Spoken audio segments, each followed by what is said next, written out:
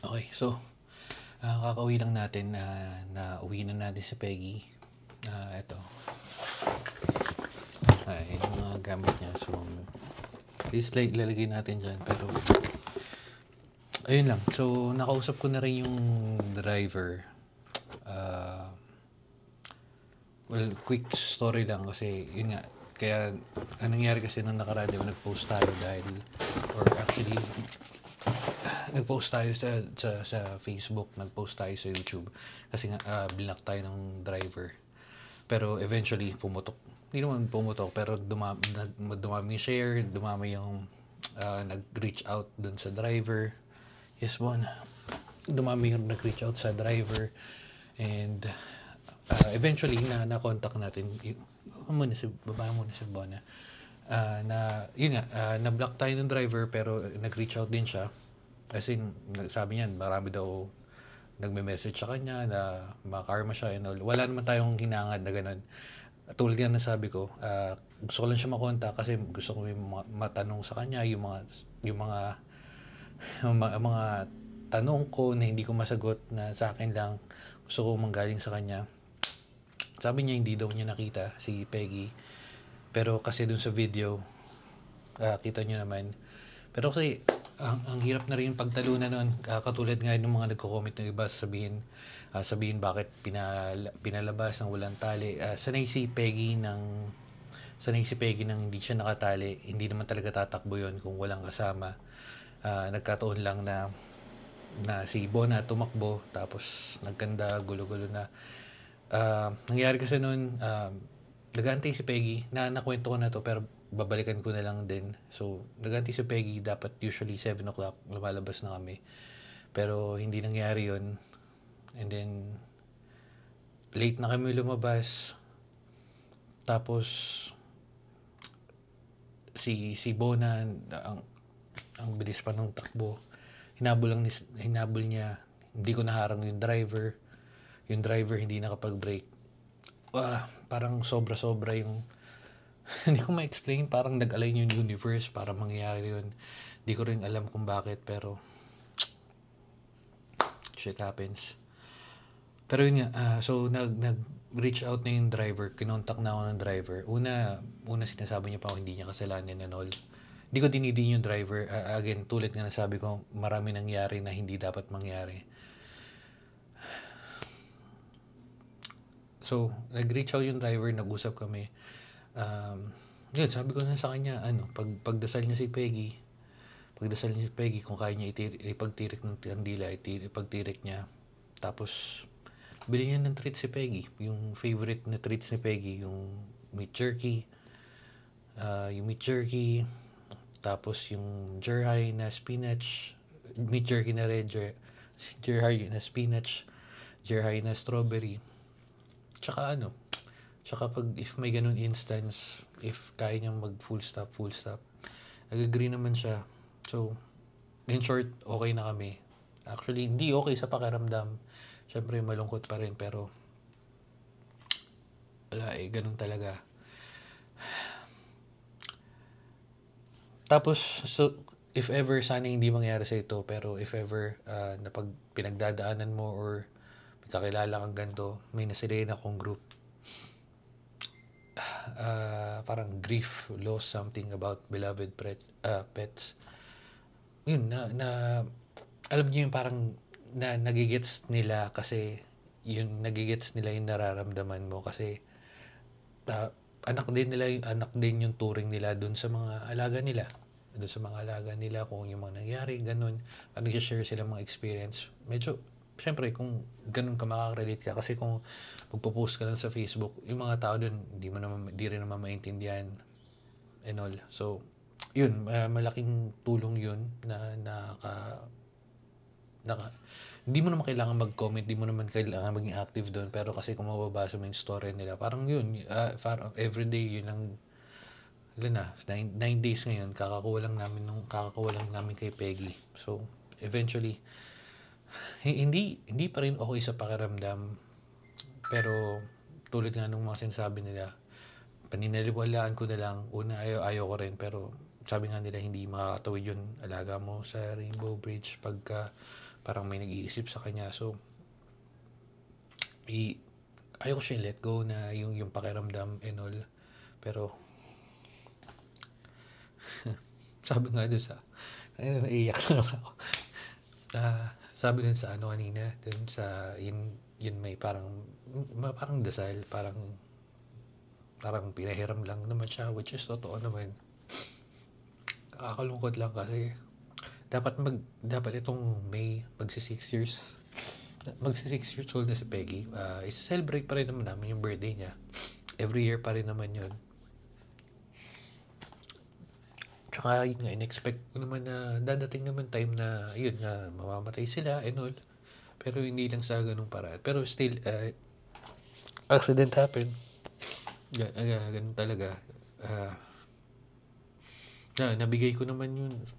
Feeling ko, nabigay ko naman lahat ng gusto ni Peggy. Yung buhay na deserve niya.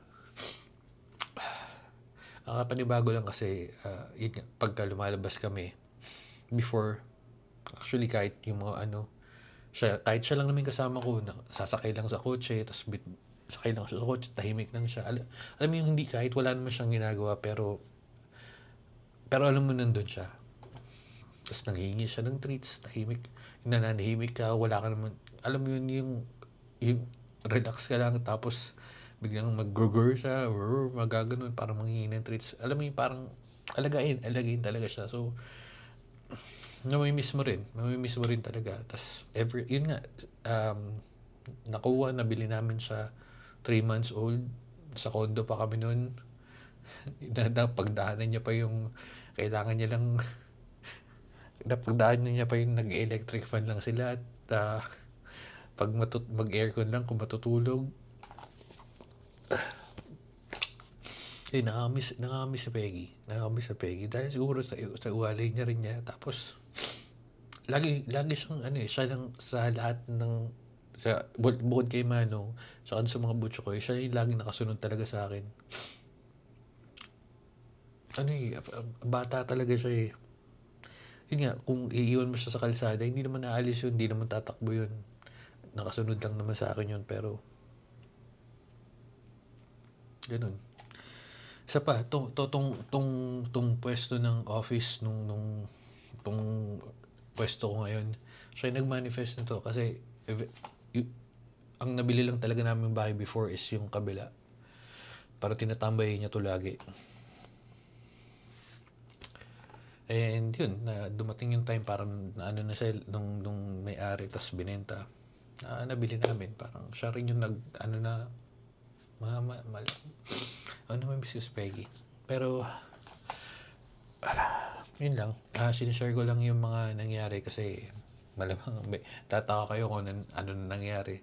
May mga chismoso rin dyan, so share ko lang sa inyo. So maganda pala sa mas maganda mag-post yan sa X, sa YouTube mas nakakaintindi yung mga tao. Sa Facebook talagang toksikan. Wala namang problema. Bago ko pa ma-post yun, tanggap ko na may mangyaring ganun. Pero pinost ko kasi nga gusto ko mahanap yung driver, which I did. Ang nangyari noon yun, nahanap at nag-reach out na sa akin yung driver. Private ko na lang yung post, tapos all goods. Pag may ganun, huwag mo na lang pansinin. May magko-comment na yung magko-comment, pero ganun talaga. Hindi naman lahat papanig sa'yo, 50-50 yun. Pero kadalasan ng mangyayari dun is yung magko-comment na ganun is hindi naman talaga related doon sa pinapost mo or sa sinasabi mo. Basta may comment lang. But then again, kasi na-post mo yun eh. Anyway, so papesto ko natin si Peggy dito sa office ko. Nakabili na rin ako ng acrylic glass na paglalagyan natin sa kanya. Yun. And pinaka-importante, first time na makakaalis or makakapag-airplane ni Peggy. May lakad tayo mamaya madaling araw. So, sama natin si Peggy, yung ash niya, at saka yung, syempre, yung damit niya na favorite. Ang nakakatawa pa dun, lagi ko siyang tinatawin na annoying orange, pero yung damit niyang yun is carrot pala. Miss ko si Peggy. Yan, mga gantong panahon, gantong oras, tahimik na lang dapat siya dyan. Kung hindi yan, ikot yan, ikot lang dito. Tapos papwesto dun sa may sofa. Kasi pag nakapwesto, nakahiga rin ako sa sofa, tatabi lang yun. Isa pa, nakakatulong din yung ganito kasi may alam mo yun, may bukod sa'yo, may mag-comment pang ibang tao na nakarelate sila sa experience nila sa nangyari. But again, feeling ko malaking part na rin yun, yung nasalihan kong group, tulad nga nasabi kanina, papost ko dyan. Sana hindi mangyari sa inyo, pero if ever, try nyo yun. Salamat dun sa mga nag-share nung video. Sa hindi nag-share, ayos lang. Sa nag-comment, ayos lang din. Wala nga, sinashare ko lang yung experience ko. Pero again, sana hindi mangyari sa inyo. Hindi madali. Sobrang nakakalungkot. Pero still, ang hirap nun kasi alam mo yun, dadating sa time naman na nakukunin din sila. Ngayon, hindi ko alam kung mas masakit yung tumanda na lang siya tapos na puro sakit na siya or nawala na lang siya ng bigla, hindi na siya nahirapan. Yun nga, okay na rin. Hindi na rin siya nahirapan kasi maarte yun. Sobrang arte nun. Baka mairit ako doon kakaalaga sa kanya pero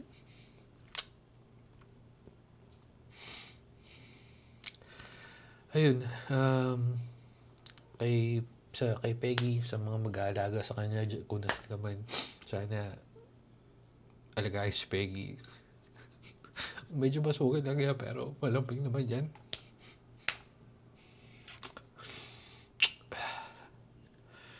Yun lang. Sinishare ko lang yung experience, at least bago umalis, hindi mabigat pa rin sa pakiramdam, na malungkot pa rin, pero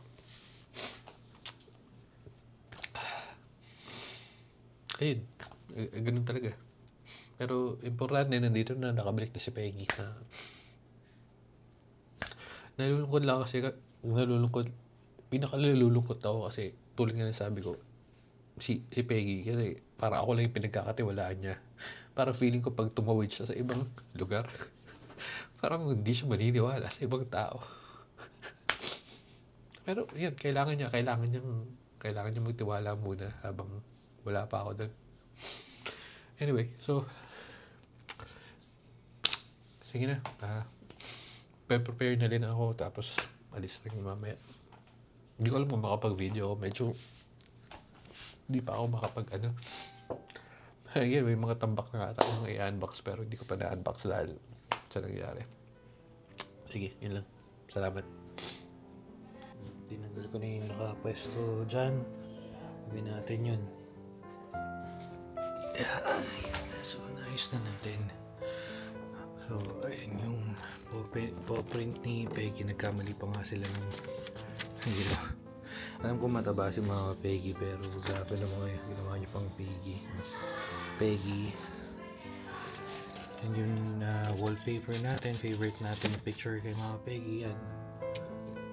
Tapos yung paw print niya na naka-emboss, tapos yung buhok, picture niya, yung cremate, yung ash niya, at saka may velvet pouch pa something meron daw. Tapos yung candle, and then yung card. Ito yung damit ko na suot na puro dugo ni Peggy, mga Peggy. Yan yung chanelas na yan, may mga dugo-dugo pa. Huwag masyadong masungit dyan. Ang ganda ng pwesto ni Peggy. Natin doon yung pwesto niya, dito na siya ngayon. Meron pa lang necklace. So, sama natin si Mama Peggy.